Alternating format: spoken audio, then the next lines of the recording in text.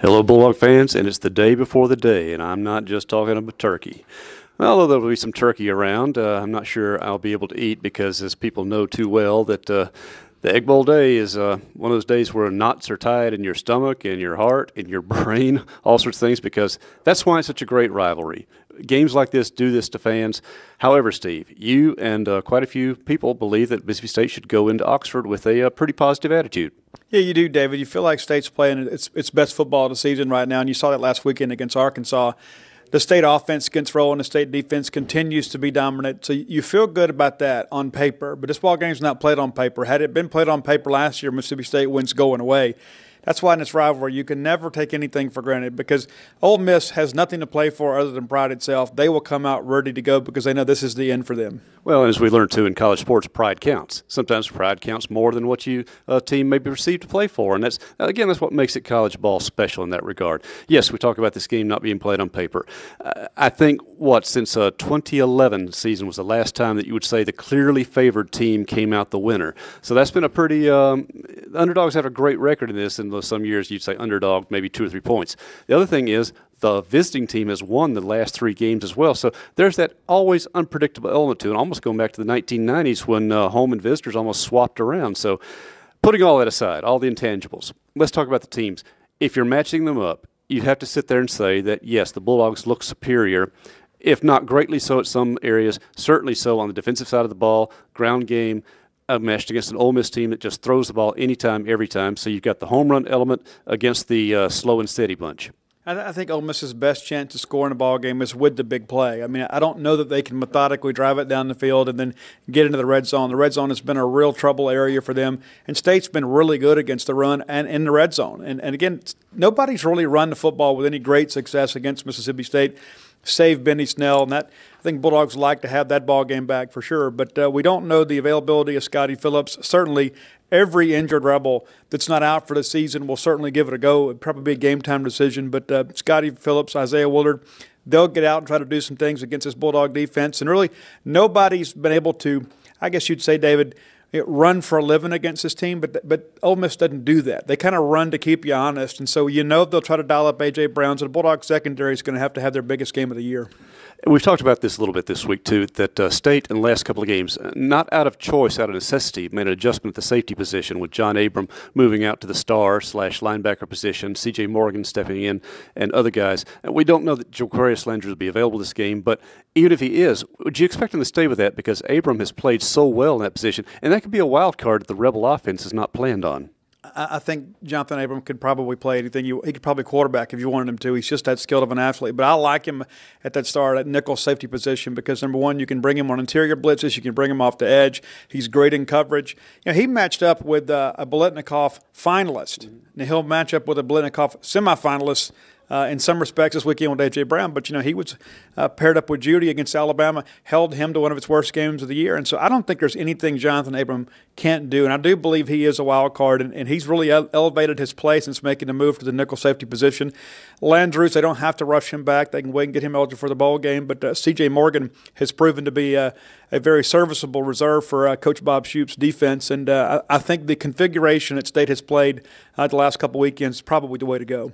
And I spoke yesterday with Mark McLaurin, the feature going up on the website today. Kind of a forgotten man almost in the secondary, even though he's third on the team in tackles, because he hasn't had a lot of spectacular plays back there. This is the kind of game where he can end up doing some coverage. But he and I both agreed that, yes, the secondary has to play their best game of the season in that regard, but the best secondary play is a great pass rush. And when you have Montez Sweat at one end, Gary Green on the other end, can run in guys like Chauncey Rivers and others, you've got the outside rush. There's a Bulldog on this defense that, for all the wonderful things he's done this year, does not have a quarterback sack. In Game 12, against this matchup, is this when Jeffrey Simmons gets his first sack of this junior season? I think so, because I think that there's going to be some problems on the interior. Ole Miss's starting center, Sean Rawlings, not practicing this week and nursing back from an ankle injury from last weekend. Jordan Sims has proven to be a kind of a capable replacement there, but the guy's a backup for a reason. And I think anybody in this country would want to have their frontline center playing against Jeff Simmons rather than a backup. And I think, number one, people forget, too, with all that happened last year, the one player that stayed on the field throughout the injury to Nick Fitzgerald, the one guy who was out there from start to finish was Jeffrey Simmons. As a matter of fact, I saw a picture earlier today of Jeff out there kneeling down along Nick's side as they're getting ready to put him on the truck and get him out of there. He hadn't forgotten any of that. I know how important it is being a player in the state of Mississippi to win this ball game, and I suspect that Jeff Simmons will bring his best effort of the year tomorrow night against Ole Miss. Now, it's easy to get caught up in statistics, especially in a game like this. And yes, the Ole Miss defense has struggled a good bit. But from watching a few games, admit it, State fans, you watch them just like they watch our games. They're aggressive. They will take chances. It's burned them a lot of times, but they can also make plays, as Coach Luke Getzey pointed out. They've created 15 turnovers, which is nothing to laugh at in that regard. So they take chances. The Bulldog offense, though, they really finally, at this end of the season, they seem to be finding that mix of pass and run. Arkansas almost made them come out and throw. If Ole Miss tries the same thing, has Nick Fitzgerald and receivers, and he's used a lot of them in different games, different guys each game has come forward lately, do they have the air angle to keep the Rebels honest? Because you know if they force them to take a man out of the box, that just plays into the ground game State has. Yeah, I think you got to enjoy what you do well. But I think in this ballgame, you've got to be able to make some plays down the field. Ken Webster has proven to be a very capable corner for the Rebels. Outside of that, there's been some injuries there, and so there are some plays that can be made. I think the slot receivers in this game have an opportunity to really stress the defense. Guys like Dedrick Thomas, Austin Williams, who's really – Let me interrupt you. Maybe the best receivers have proven lately to be Kylan Hill and Harris Williams. That's true, too. And I think that's part of the game plan, too, is you really want to stress those Rebel linebackers and kind of spread them out and open up some running lanes.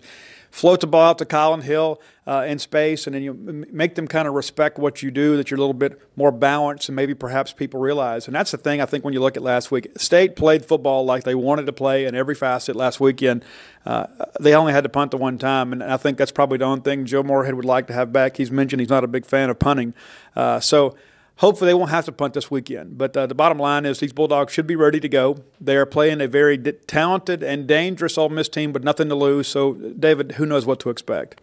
We do expect one thing. We expect Nick Fitzgerald to come out motivated. Now, we talked to him on Monday, and he said most of the right things. He did use words like vicious about the rivalry, but, hey, he's been in it long enough to know that's really how it is on both sides. He had a little glint in his eye, though. And, yes, it's been the obvious angle. He handled the questions very well. His teammates have handled the questions very well. But you can tell this means a lot to Nick Fitzgerald, who, by the way, had arguably the biggest game of his career and certainly a record-setting game 2 years ago on this same field. Well, David, Nick Fitzgerald has earned the right to say whatever he wants to say. If anybody deserves the right to make claims about this rivalry, it's Nick Fitzgerald. Will consider price that he's paid for this university. But, yeah, I think Nick wants to go out and play a big ball game, and I think that's really Joe Moorhead's challenge, is to kind of manage the emotional aspect with Nick Fitzgerald. If he comes out early in the ball game and gets off to a big start, it's going to be a big night. If he comes out, struggles, maybe throws an interception early in the ball game, it's going to be that whole process again and kind of settle him down. So if State can manage the emotions of this ball game, they should come out victorious. And, of course, we'll be checking on the crowd when we get there as well. The weather forecast is still holding up. Ole Miss has a special ticket promotion, and so hopefully fans will turn out both sides, because you never want to have a flat rivalry game. Even if it's on the hostile field, you still want to have energy in the stands as well. So hopefully a lot of you Bulldog fans will take advantage of some of this too. Not too much tryptophan tomorrow. Be ready and wide awake and show up there. And be responsible. Don't try to bring your cowbell into the house, but you might have it out in the parking lot and be able to celebrate post-game as well. We'll be talking again sometime next week, of course, after the game's played. We'll speak to MSU administrators and others what they think about the bowl chances, depending on tomorrow as well. But at this point, State has a lot to play for. Not entirely controlling their own fate, but certainly have an excellent shot now, if they win tomorrow, for possibly the Outback Bowl. And a Central Florida location would do well. But we'll have more updates on that as well as we go. I'll be up there. Wish me well on this trip as I cover another game in Oxford. I've been there. I've seen the Bulldogs win. I've seen them lose. I've seen upsets both ways. It's the Egg Bowl, and that's what a great college football rivalry should be back. Never entirely predictable, but the better team should be winning, and tomorrow night Mississippi State does stack up as what we think as the better team. We'll find out for real when they kick it off at 6:30 on ESPN from Vaught-Hemingway Stadium on the campus of the University of Mississippi. So for our entire crew at Gene's Page 24/7 here in Humphrey Coliseum, as we're watching the Lady Bulldogs take care of business against Furman, by the way, for Steve Robertson, this is David Murray.